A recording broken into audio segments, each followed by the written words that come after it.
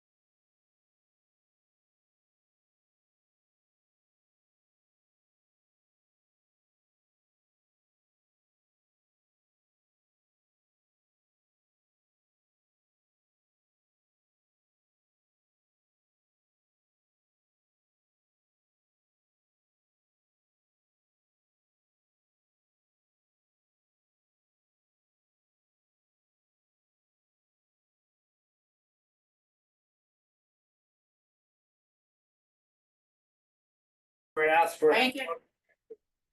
Letter.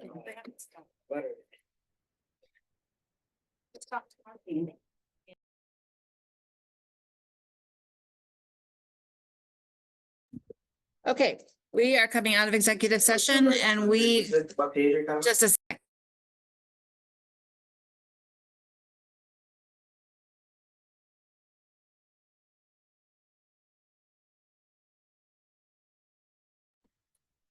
Okay, we're coming out of executive session and guess what? We're gonna extend again.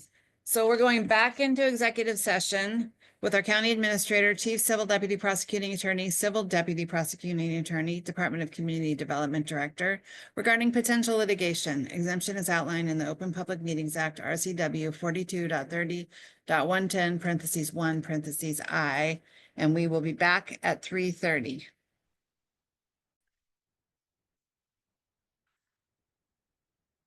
Why am I getting all these documents to sign today? Electronic signatures or recording? Okay, I am not in the meeting yet, though. So I will get back over there.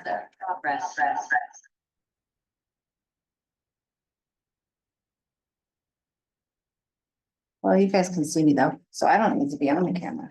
Okay, so we are coming out of executive session with County Administrator, Chief Civil Deputy Prosecuting Attorney, Civil Deputy Prosecuting Attorney, Department of Community Development Director regarding potential litigation. Exemption is outlined in the Open Public Meetings Act, RCW 42.30.110 parentheses 1 parentheses I, and we will not be extending or taking action. Okay. I will try and get back in the meeting. I have a splitting headache now. You need water? Oh, you have some. Yeah, I just drank it all though, but it's fine. I need to go back to Walla Walla. Okay. Recording in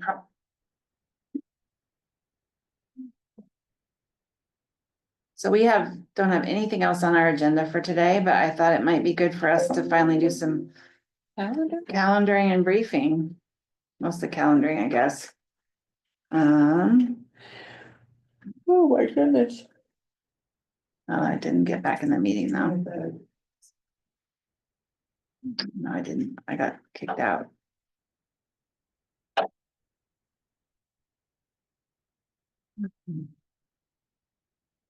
So. What you guys got? All right, one of you guys start, because I started last time and I felt like I took all the time. progress. Can you hear me? Hear me? Hear me? Hear me? Yeah, yes, we can. Yes. So you want us to go look back or forward? I was unclear. I feel like Happy to go. last week we looked back, but we could catch up to this week. Yeah. Did we all look back last week? I feel like we didn't, but I'm happy to see. I know you guys did, and I often don't have time left when we do that anymore, so I would have to look back months at this point, I think. Okay. And Well, I feel I'll like just look the one that's a week. little bit of a disadvantage to us because I do the legislative steering committee, so. But I haven't done it for a month about, so I am good on that for now. So why don't you start, Greg? Alrighty, so let's see, last week with you guys, of course, and then on Tuesday, we had a left one board meeting with our new member, Justin. It's great to have. Someone still working at East Jefferson Fire and Rescue. And then we met on the finance committee meeting for the Team Jefferson EDC, largely talking about the ED hiring that's coming up and our budget, which is, fairly steady, even as Commerce talks about really impacting ADO funding and cutting it in half probably, but we still, because of some unexpended budget expenses, we're doing okay, and we'll probably end up a little below, kind of negative 30K for the whole year, but that was a planned to use, yeah, that was planned. They've started getting payment from, for the Recompete grant. So that is actually paying out. They're a sub-grantee of Peninsula College for the South County Workforce Development as well as, training. And so, some work has already been happening on that when we weren't getting paid by Patty Schmucker's work down in South County. And now that's getting paid and the reimbursements are coming and they're kind of working through the kinks of the federal, grant system, which is kind of a first for them. Let's see. Those were the high points on Tuesday. Craig, on that front, how's it going with the hiring there? Yeah, I was gonna ask too. Where are they at with the ED? We have, two candidates. I was actually going to, on May 6th and April 30th, which there might be some other stuff on. There's 2 days where we're going to have, bring the two candidates that were, the finalists that we're interviewing overnight. We're putting them up, for one night. And, I have a little, tour around the courthouse, actually. Maybe after I'm done with my, report out, I'll get that exact schedule and lay it on you guys. It'd be great to be able to walk both, candidates through. I was going to show them the courthouse and everything. So maybe we can make a little time or figure out a plan to, hand them off like a baton between the three of us for a minute. And we do have all day that day for our county administrator. April Yeah, I 30th. think So it's that- actually the Thursday after is the real day, I think. I'll look at the schedule. May 6th, yeah. Well, there's 2 days. Wait, what is it? I'll come back and let me look at that schedule exactly, but I gotta bring it up and I'm hopping back and forth between being able to see you on my calendar. The Orca finance meeting, and board meeting going great. There's a lot of transition down at Orca as well as our finance, director, Lynn Harding, who's really, been a great steward of the finances for Orca at her last meeting, but, we've got a new, Tyson stepped in and was ably presented the financial report. So we'll be coming up with a budget for, Orca as well, which will probably include, higher assessments ultimately, maybe not this year, but the following year. So it goes. And then I met with, Cheryl Weinstein from the Dove House to kind of plan out that South County listening session that's happening this week. I talked a little bit. Then I met with Diane McDade from the Jack. She dropped some bombshells on me. That evening I did not have school, so I was able to join the Peninsula Trails Coalition meeting. Interesting stuff. Met, a couple people in the office. Talked to, Daniel Heaton over at the library and Scott Mock. And we had our first voting members meeting of the, Recompete Coalition. And I think the one thing we came out with is, who gave us this authority to be voting? I don't know. Kind of working out governance right now. Clallam County as the kind of the oversight, county organization wants to share the decision-making process. And so we're kind of working through that with, stakeholders. It was good though. Good first meeting. We canceled the Water Utility Coordinating Council meeting because we had a, meeting just 1 week before, and really HDR, the contractor, had the work to go, move it forward. So there wasn't really a lot to discuss or work on. Amanda Christopherson and I joined John Fleming, in Glen Cove on Friday to ride bikes around and look at, multimodal access to Glen Cove.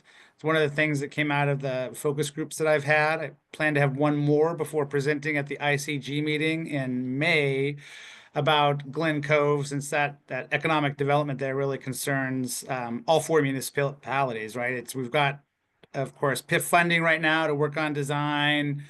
It seems like there's a pretty clear path to me, and we're working with our, SCJ Alliance to kind of refine that report a little bit.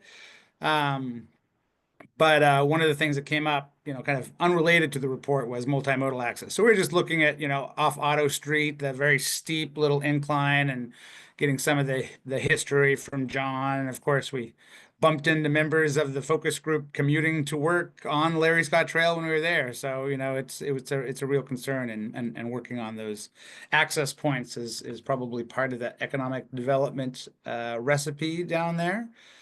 We're gonna talk about it in Transit Authority as well. Yeah, no, we should. I think, it's interesting. Those aren't really transit spots, but are you talking about Glen Cove specifically? Yeah, just what the transit plans are around. You know, how does transit align with what may be planned there and Yeah, when you hear multimodal, I think transit. right. No, that's good. I'm not sure if we really had plumbed that idea, but that's a good point to include. So I'll make sure. Yeah, bring them in the loop. I'm not sure where the comprehensive operational analysis is as to Glen Cove. So it's an interesting question. Okay. More on that. Then I was on KPTZ. I brought Cheryl Weinstein from Dove House again to talk about the 5-year plan and just kind of promote the South County listening session.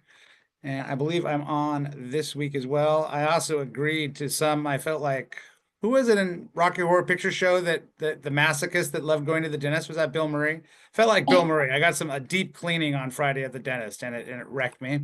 I'm going to get another one, the other half of my mouth before the Board of Health meeting. So just so you know, this week I'll be probably will not have as many questions at the Board of Health meeting because I'll be all swollen. Oh, no. You want me to go on Look to ahead at KPZ. say again? As that does remind me though, we should make sure figure out how far and planned we are for KPTZ. I can get all those words. Yeah. Let's see, let's just look real quick. Right now, we're planned out till mid-May. It looks like me this coming week, Heather the 25th, Greg May 2nd, Heather May 9th, and May 16th is Heidi. Oh, you might want to jump in earlier. You got a big gap. If you want to grab a session, Heidi, let us know.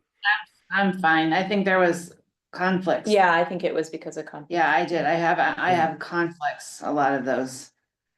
Okay, well, no That's problem. why we did, All right. yeah. And this week I will have folks from the Water Utility Coordinating Committee coming and playing out to drop. That's my plan. Awesome. You want me to look ahead or shall I pass it off? I mean, mid-May is fine. I mean, maybe next time we'll look ahead. Or, I mean, we could do it now. No, do you mean for your calendar? I'm in for my calendar, but we could, Oh, I mean, your we could. calendar. Yes, absolutely. Go for it. Alrighty, so this week, tomorrow we have maybe I'm meeting with Molly Weinheimer. She wanted to give a forestry update. And then I haven't gotten confirmation of that. Shelter operation check-in. We'll definitely check on the allegations we heard in public comment today, and then shelter coalition meeting. Then I'll see both at the Transit Authority Board, and then I will rush out to my car and do at 3:30 the Quilcene Brennan Coalition, Empowered Teens Coalition meeting. Cool. I'll be coming in early for the Tax Blues breakfast on Wednesday, of course, and then staying for the budget meeting before I go out to Poulsbo for the Hood Canal Coordinating Council Board of Directors meeting. Then I will, let's see, on Thursday, Patty Schmucker is coming in from EDC to have a chat before I go under the knife again in my mouth. And then I'll be with you at the Board of Health. And then I'm sure fully healed to help facilitate a conversation about housing instability at the Quilcene Community Center on Thursday, the 17th. Meeting with some folks on the 18th, some concerned residents around Lake Leland, where I live as well. The lake is raised about 4 feet. One gentleman has been documented, and there's quite a die-off in trees. We had a spruce that was probably, I don't know, 3 feet at my breast height. That fell down because it just got underpinned by water, and just floated over.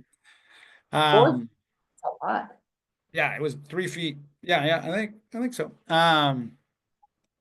So other people are having this complaint as well, and so talking about options, whether it's like start talking to the land trust, or we talk about drainage district. It used to be that Jim Munn's granddad would just take some dynamite out to the beaver dams and take care of it that way, but it's not really the solutions that we embrace anymore.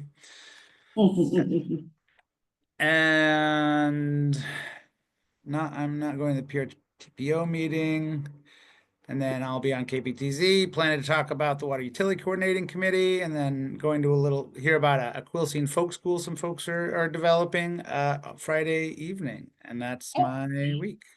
And then the following week, I'm gone. I'm in Boston all week after our Monday meeting and taking the time off. So I will not be there for the Housing Fund Board meeting. That's the big meeting I'll be missing. Oh, right. And I need to share that for you, right? No, Amy is our vice chair. So as long as Amy can be there, and I think that she said she could be, then Amy Howard from the city will chair. Thank you. Yes, I think we talked about that before. Yep. And that's my week. Wanna go, Heather? I think you should go. I can probably be quick. Let's see. I don't remember the last time I gave you guys an update, but the week before last was pretty much about my mom, so Yeah. last week, was with you guys on Monday all day, and then on Tuesday, I had a meeting with Aaron Berg and Pete Hankey at the port just to get updates from them on port projects, and sounds like they're full steam ahead, and there was an interesting outcome of that conversation. Pete Hankey said, you know, he's the port commissioner who's a member of the Solid Waste Advisory Committee. And he mentioned that, Well, he felt like the solid waste issues that the county is grappling with right now, which are huge, should be larger than just the county dealing with them. And I said, well, maybe we could make a topic for an upcoming ICG meeting, although those meetings happen quarterly. So I've reached out the next ICG meeting in mid-May is hosted by the city.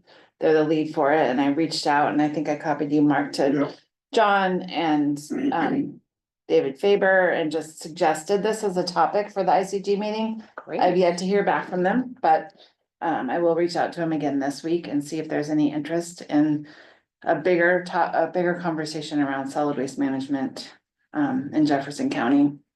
And that ICG date is most likely moving, Oh, it is? Okay. yeah, to be Because- determined, because city council and PUD are gonna be away and not be able to attend, so. Okay, It sounds like it definitely will be moved. okay. Then after that, I had lunch with Chief Black. Then I did some homework I needed to do. I did finish all my trainings. Oh, gosh, good for you. I And need to do that. did my writing for the leader and met with a constituent who was interested in the county administrator position. So a lot of homework and community outreach later on Tuesday, and then that evening I had a community foundation board meeting.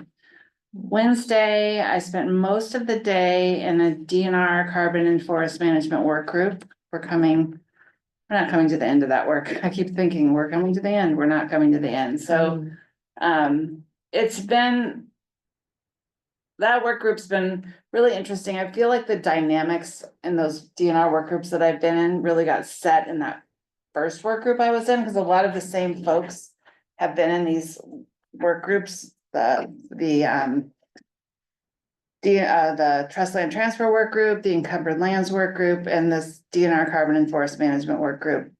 And so sometimes it's fun to try and break us out of our ruts in terms of, you know, the perspectives, or to ask the right questions. And I feel like this carbon and forest management work group, we're getting to the point where we're looking at the economic analysis of some scenarios that we've been developing as a team. We developed 8 scenarios for different management regimes that DNR could use to change, to explore, to see if it changed the carbon sequestration in DNR's forest holdings. And it's interesting, we're looking at it economically and in terms of carbon storage. And we're just starting to get the results of all of the scientific analysis, and it's been interesting to watch it unfold. And all of our materials are posted on DNR's website under the carbon and forest management work group, and they're very complicated and detailed, and I'm not going to try and review them here. Then Then I went to the Grange meeting.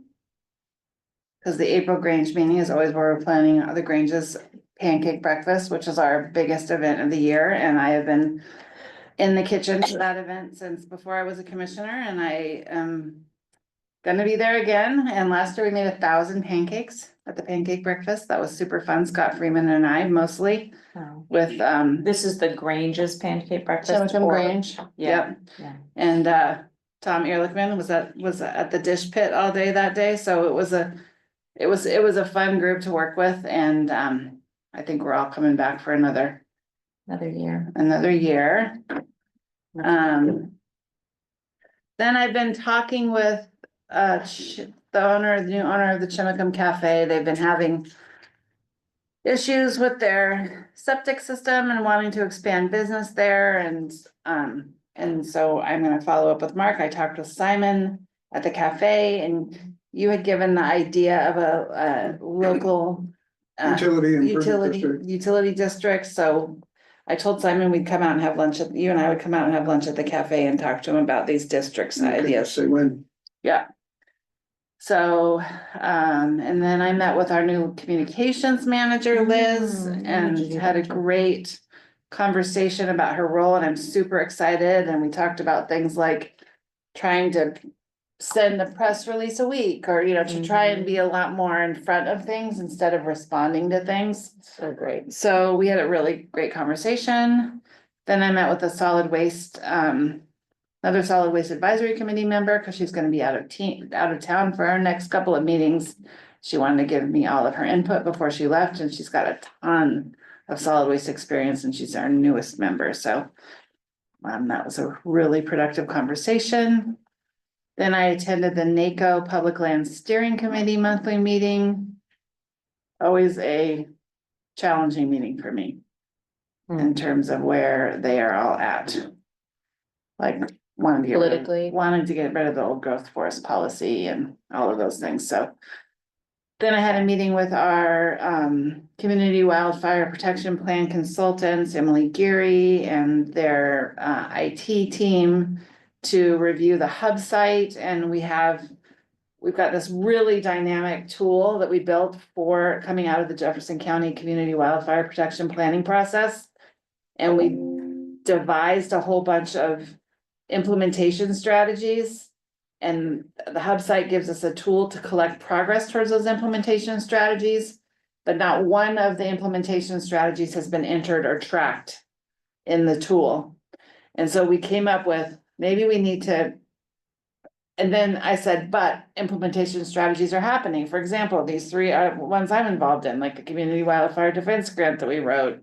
And all of the community outreach East Jefferson Fire and Rescue is doing now. There's a whole bunch of things that came up through our protection planning process that are now being implemented in the community that we're to start tracking what we're doing.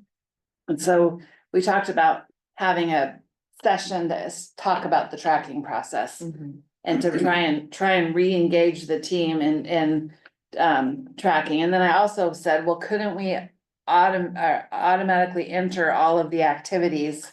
Because we created this really complicated spreadsheet of activities as part of that process, and we could just populate the tracking tool with a lot of the information that was in Those spreadsheets. those spreadsheets, and then people would just go in and say, on these dates, we had 4 workshops, or we reached out to 120 residents in the month of May, or, they could enter the metrics that we should be tracking.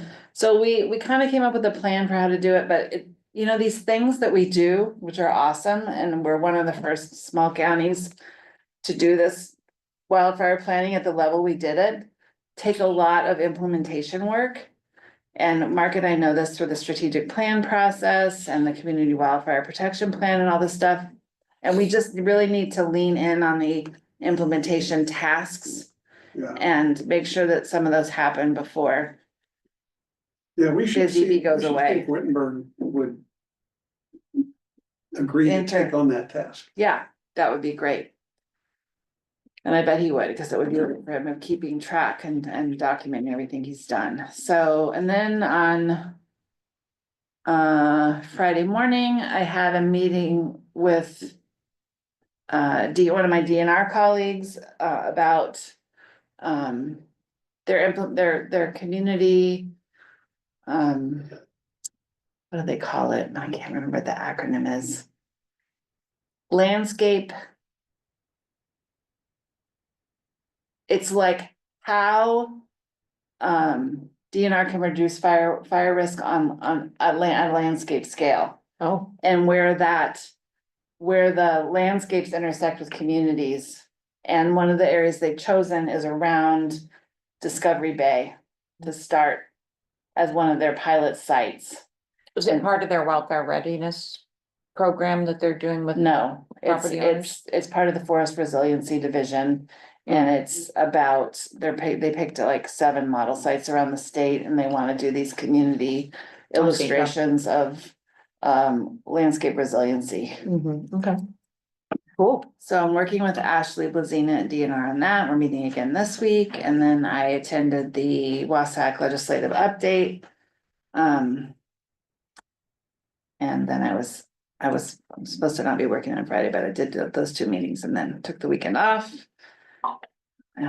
Here with you today.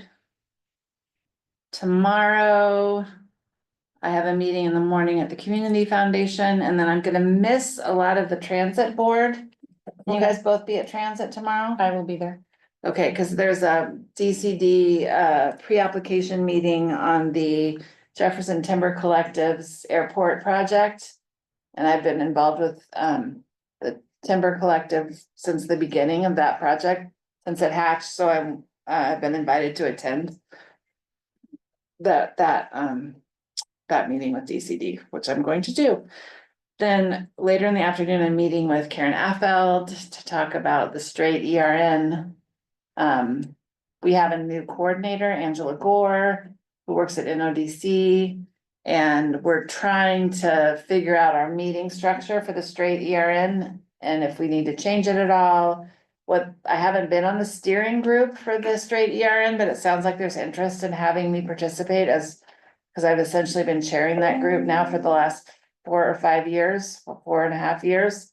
And so, and it's going through a transition period and it just needs some juice. So this is another area where implementation help is needed. And then Wednesday I'll be at the Tax Blues Breakfast. I intend to go early this time because I always miss the road crew, or I feel like I come as they're driving out of town. Then I'll be at the budget meeting, and then I'm gonna race out to East Jefferson Fire Station number 7 on Oak Bay Road for their Wildfire Ready Neighbors campaign launch. I'm going to that too. Awesome.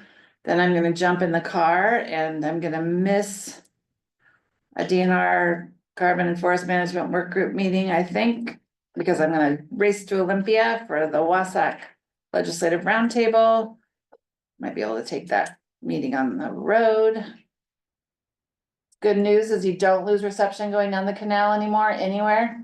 Oh, wow. Yeah, so Driving down the canal. yeah, 6 weeks ago, you used to always lose reception in like 3 spots when you drove from Port Townsend to Olympia. Oh, but no longer? Nope, I did a call. I did a call on, Verizon County, AT&T still drops. the county cell phone. I made it all the way to Olympia and I was in a meeting the whole way and I didn't get dropped once, so Nice. you don't have to stop working anymore on the Hood Canal. I guess. And then Thursday I will be at the LSC meeting until 1, and I will race back and be late again for Board of Health. And Friday I am meeting with Ashley Blazina again from DNR. And then I am attending the county coordinated response meeting at noon here. And I am thinking about going to the Worthington Mansion open house on Saturday. I don't know if anyone else is. I'm thinking about, Okay, well, maybe I won't if you guys are, because I'm not sure if I'm gonna be in town, but if I am, was thinking of bringing the kids over there. But we can just figure out what time. yeah, well, I mean, We and we I just have, don't talk work. It's an open house. It's a no, we ceremonial can event. totally be there. I just want somebody to go and I just felt like, well, I haven't really engaged in that project and I've loved driving by it every time I drive by, so. But I have so much to do at home. It's ridiculous. And then while I was gone, there was a windstorm. Yeah. It was And, just windy, but yeah. well, a huge tree that came down in my mom's backyard Yeah. and crashed her garden. So now I have to deal with that. So I need to work on that this coming weekend. You guys see the news come in that FEMA has rejected the bomb cyclone, pulled 34 million? Yeah, so there goes that. So here goes that federal highway access funds for South Shore. South Shore Lake Quinault Road. Oh, yeah. So I mean, if there's gonna be a FEMA at all. anyway, so that's a really disappointing.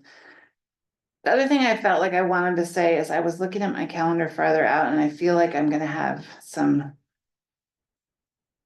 gaps. I'm not gonna be here some. But it was farther out. I guess it's in June.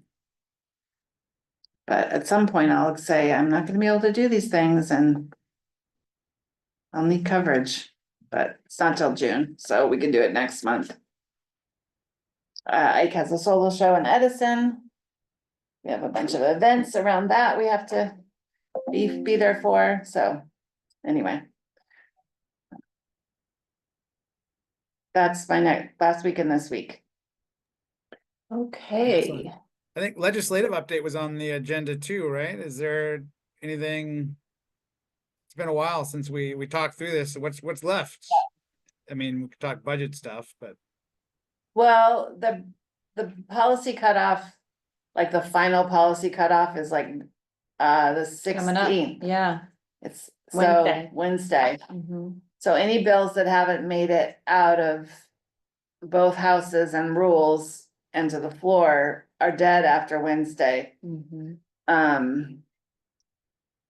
I just gave input to Mike Chapman about the reprocurement bill around behavioral health today. That bill is stuck in rules, so sometimes bills go to rules and they die in rules unless somebody pulls them out to the floor. So I asked for him if he could do that. I haven't heard back from him. Also, there was another thing that, the encumbered lands proviso, the $40 million proviso that I've been working on for how many years now?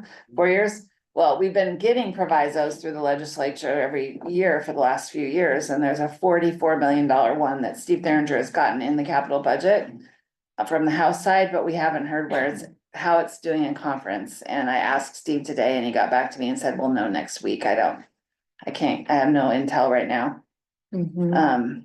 that I can give, so. Because I was there last time, I can tell you what I learned about the housing bills. mhm. 5 strategies are being pursued. The ADU bill was dead. The middle housing bill 5471 was still alive in House rules, but at that point last week, they had said it had been there for 2 weeks and they're not sure why it's not being pulled onto the floor yet, but that it was still there. The STR, the short-term rental bill 5576 was still in the works, and so I'm certainly interested in following that, and I did confirm all counties are eligible for that. Which I had heard that was not true, but according to Paul Jewell at BOCC, all counties are eligible. 5471 Yeah, was placed on third reading on April 12th, 2 Great. days ago, so it's still moving. it's still moving. So at 5576, if you look that up. Yeah. There were some revenue bills, It's stuck in the House and committee. stuck in the committee, okay. Yeah. There were some cannabis revenue bills that had died, apparently. A utility tax bill 1702 that passed committee but died on the floor cutoff, so I think we're coming down the home stretch in terms of knowing which ones are gonna go forward after the 16th, obviously, but. Was pretty narrow in terms of the ones that WASAC is supporting that are still going forward, but they were there lobbying and still working hard on all of the ones that were there. They gave I think did I tell you, last week, I can't remember, but Joe Nguyen from the Department of Commerce was there and gave a presentation, and he has put out, a request for input, that I think we wanna look at and provide some feedback, or at least encourage organizations here that use commerce dollars to give him some feedback to his request. He's got basically a survey out right now that I think we want to look at and make sure that there's plenty of response from Jefferson County to give him some feedback about what things we want commerce to be focusing their attention on. Doesn't look like 5798's doing great either, property tax reform. They got 45,000 comments opposed to it. Most comments ever about a bill. Wow. That's the 57. Senate one, right? That has no max. There's a Yeah. 3% House bill. How's that one doing?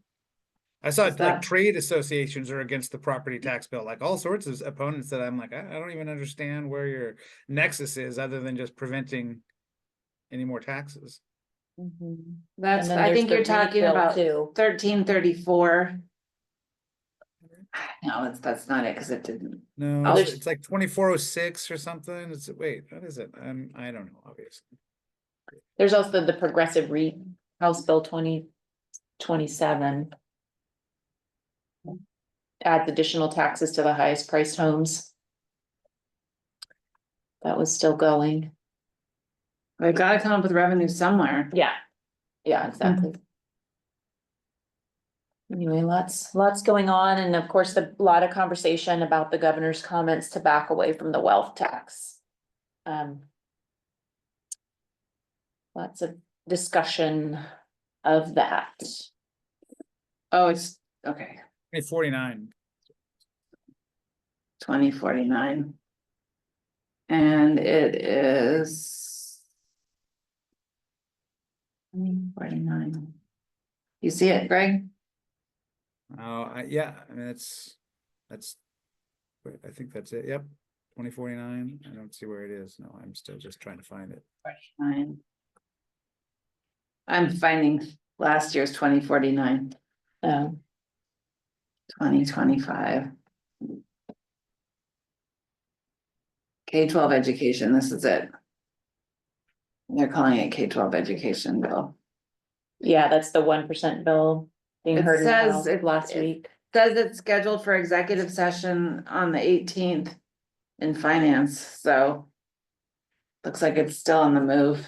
When they were talking about it last week, they said they'd removed the 1% limit and allowing an increase not to exceed 3% based Yeah. on population growth and inflation. And that there's a similar bill in the state without that cap.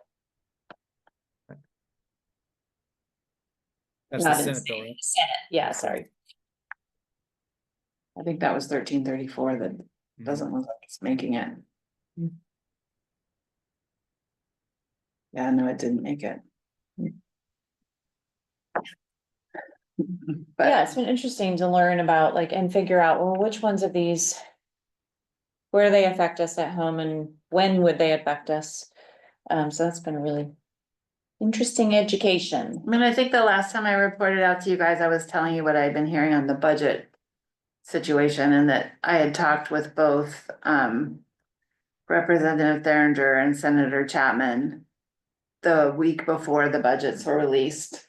Mhm. And Chapman was saying that he had money for the Mill Road roundabout in the Right. Senate version, and Theringer was talking about encumbered lands, and he had some of the stuff that we were working on in the House budget, but now they're in this conference space where it's very hard to get information out of conference because they're.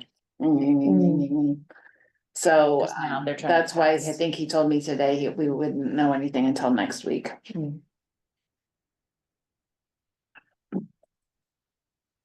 Right,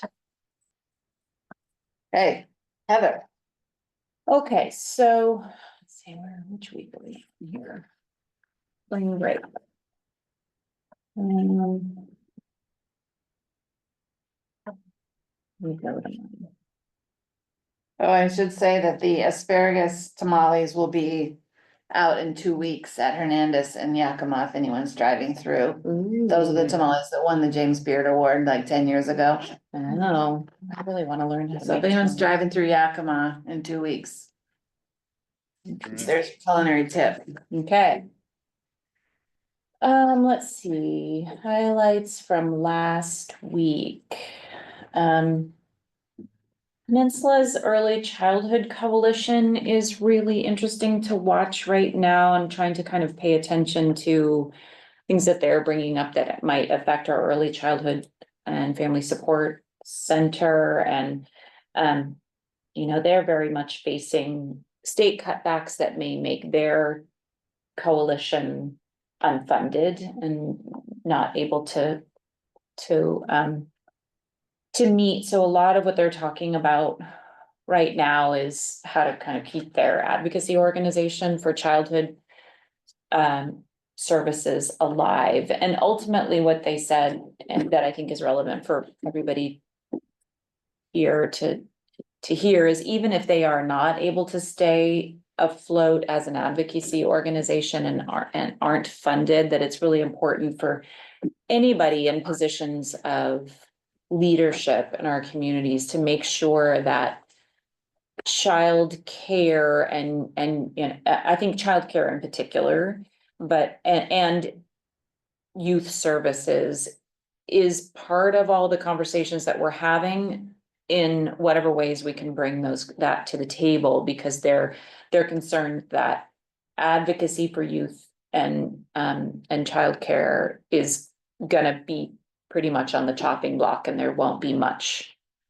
of an advocacy, role that's funded, so that job of advocating for youth and childcare and its impacts on our economy and our local communities is going to fall to people like us to make sure that we continue to put those into the conversations wherever we can. So I'll just kind of share that with you.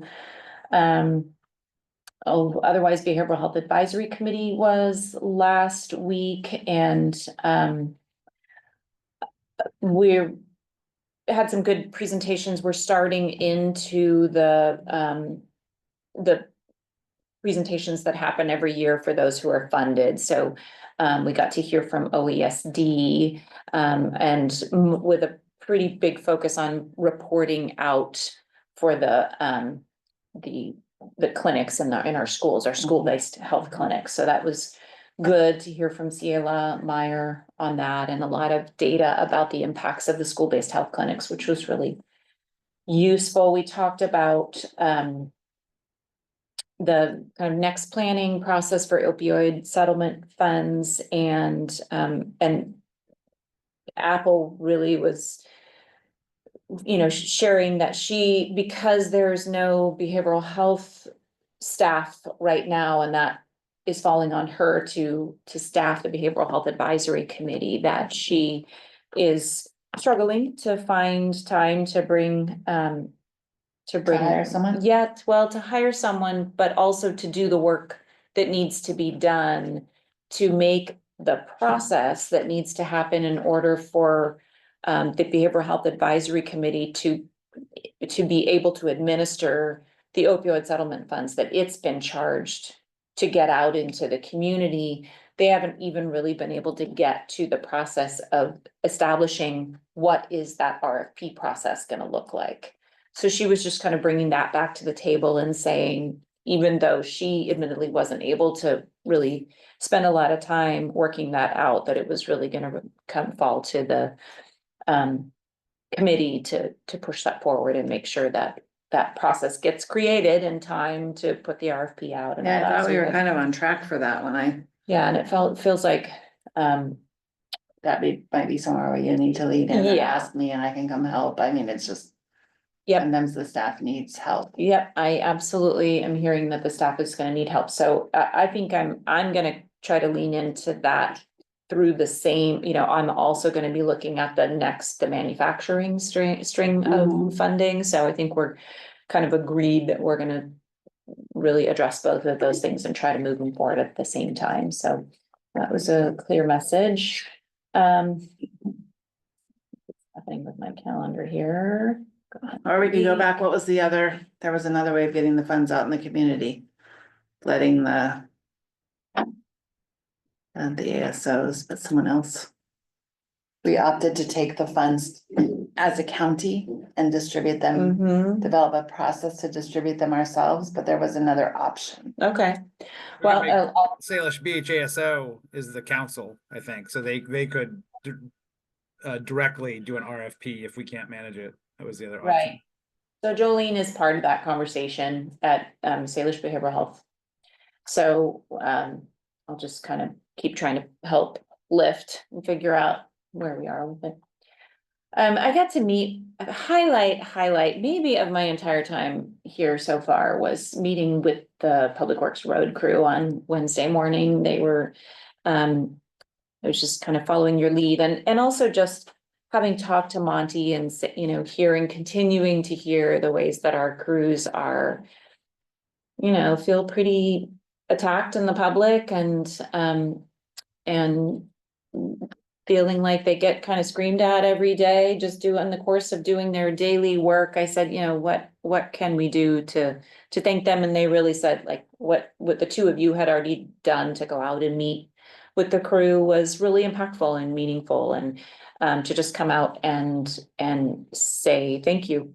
And so I got to do that. I did not bake them things because that's your thing, but I did bring them donuts. You probably were So, more, yeah. more popular than apple oat muffins. I don't know. Anyway, it was just great. I just felt like, there was hearing from them and really just hearing straight from their mouths what they experience and what it's like out there every day. So doing that, and then got to reach out to Al Cairns and say, I think this was useful. Would it be helpful to do that with your crew? And so trying to set that up for the solid waste crew too. And in that process, it helps me to really understand and kind of get the background of how all these systems are working and helping to learn how does the county work. So I'm still in that, how does the county work and how can I get out into and talking to the people who are actually doing it. So that was a great highlight. I did also get to meet with Chief Black from East Jefferson Fire and Rescue. We sat and had lunch, and I think his intent is just to kind of keep the relationship going with all of us and keeping us informed and about what East Jefferson Fire and Rescue is working on. So that was really great. I also got to then last week have my first meeting with the Jefferson Healthcare crew, Mike Glenn and Aaron Lot, who's working on the construction project, and Elise Wright, who is their government relations assistant to Mike. So, and Mari Dressler, who's one of their commissioners. So that was great. It was just kind of one of those things that I've just needed to do, major employer in my district, get to know them and get to know what they're up against. And you were saying they feel like they don't have any interaction with the county or? No, This not, morning you were- it certainly wasn't it wasn't like a complaint, we don't have enough interaction with the county. No, but there It wasn't was- a lot of need for it, is That, what I heard. yeah, my sense was that, they're really creating and responsible for their business model and that, it was really interesting. I did not fully understand how little of their budget comes from tax dollars. It's like a percentage of 1%. So it's a very, very small part of their budget, yet it brings with it all of the public. Does that count Medicaid? No, from taxes, specifically from taxes. So that would be a good question to, what comes. When you include Medicare, Medicaid reimbursement, and Those are taxes, what funded that by- percentage those are is. Funded by taxes. Yep, true, good point. I think their point in sharing that was that they're kind of constantly grappling with the process of of making sure that they're informing the public and that their commission is representative of the public as a public entity would be. Yet they're still also subject to a very basically cutthroat free market. So when you say they're not publicly funded, are you talking about local taxes, state taxes, or federal taxes? I did not say they're not publicly No, funded. you said they get very little. Yeah, they do. A small percentage of their budget comes from the tax dollars that go to a So are you- rural hospital. So you're talking about state dollars or Yeah, well, tax dollars. But Yeah, Medicare and Medicaid? I mean, we don't have a tax, so state. I'm just trying to figure out which level you're talking about. well, it would be income our federal taxes. Yeah, because we don't have a state tax, so. But I think a lot of their funding comes through Medicaid and Yeah. Medicare. Yes, it does. That was his question. Right. And so, Tons of it, yeah, too much, actually. too much for them. Yeah, absolutely. Yeah, it puts them at risk. I mean, if the It paper absolutely mill does. were to shut down, that would throw Yeah. Jefferson healthcare off kilter. Yeah, so that was exactly the nature of the conversation, that sort of, Pension, yeah, the tension between really wanting to encourage, and I understand this isn't actually an economic development question, Greg. I'm sort of like, if I look over there, you're not there, you're actually there. But sort of the desire to encourage more industry, more businesses that can provide the living wage job that has health insurance, right? That's a huge incentive, driver for them. And yet, we know that our Economic Development Council has been grappling with the impacts of that. How do you do that well? What does that do to change the sort of the nature of our community? And, but it was really interesting to just hear from their perspective, how, what they're dancing with in terms of how to, Fund this big, healthcare. well, that way, this, big new wing that they're opening, which, they'll have an open house for on August 24th. Is a, great example of their effort to constantly be creating new enterprise to bring in revenue to offset the huge amount of Yeah. Medicare and Medicaid. The other that thing they're too, providing. before I had my hip replaced, I had people telling me to go to Seattle, Yeah, to Virginia Mason, Sure. or this or that. And I said, I'm supporting my local Yeah. hospital. yeah, And so to the extent that they can minimize the bleed. Yeah. and that's exactly and what keep the they're revenue attempting here, to do. so Yeah. they need to advertise their competence. And I think that could, certainly comes through word of mouth, but this new wing is gonna be, they potentially perceive it as a significant game changer in terms of the additional revenue and through enterprise that they, their specialties and what they can earn through those specialty services absolutely offsets the amount of Medicare and Medicaid reimbursement that they effectively Rely on, yeah. don't get and rely on. Yeah, exactly. So it was great to just learn more about what they're doing and what they're grappling with. So I spent a fair amount of the day with them on the night. Greg's got his hand up. Yeah. Was that it? We really miss on Team Jefferson EDC having Dunia, who was their previous, I think she was the government affairs, and then she moved on, but just encourage them if you do have more conversations to send another member towards the EDC, because it was really great having Jefferson Healthcare at that table for just the reasons that you're talking about. I will mention that. That's great. I know they were really grappling with, how to replace all of those roles that Dunia played in the community. And I don't know, maybe Elise might be a good, since she's their government relations person. So let's see, what else is of interest? Just met with L360 and their leadership to talk about some goals that they have for youth services in the community. Also, Friday was the big fourth grade visit to the courthouse, so that was a lot of fun. We had 3 classes of fourth graders coming through the courthouse. They met with Mindy Walker upstairs and with James Kennedy, and then they would come down here. And so we effectively did, I knew that in the past Kate had done some budget work with them and, you know, basically asking them to kind of, where would they spend our money? And I went more in a public process, educating about public process direction. So we did a mock Board of County Commissioners meeting. I chose a couple of fourth graders from each class to be Commissioner Eisenhower and to be Commissioner Brotherton. So they got to sit up here in your seats and listen to public comment with me.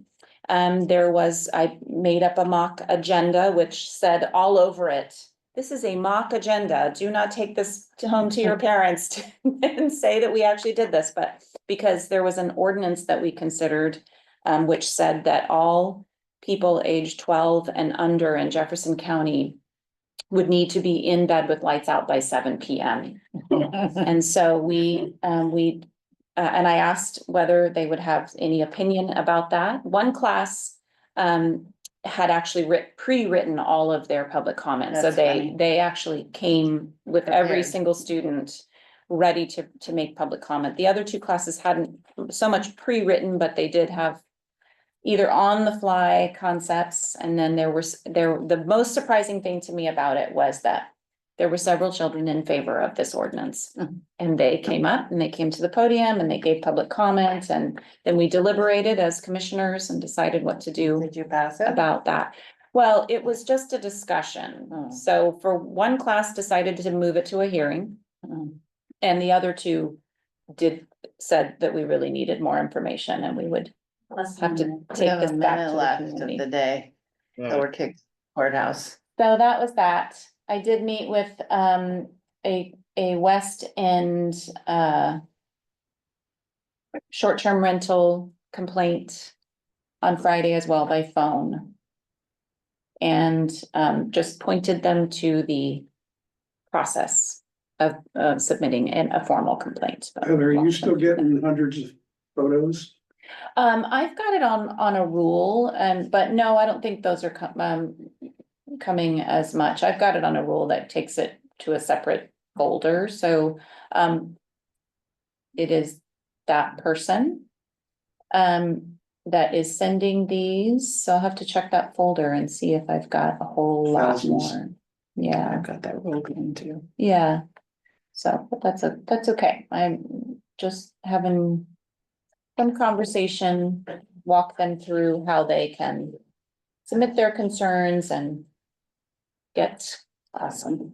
Education. yes. So it's 4:30. Any last words before we adjourn? We didn't get through everything again, but we did a little bit I today. did a little bit. Yeah, briefing. Okay, well, I will adjourn this April 14th, 2025 meeting of the Jefferson County Board of Commissioners. Good Bye. work. Over and out. Over and Enjoy out the till sunshine, next everyone.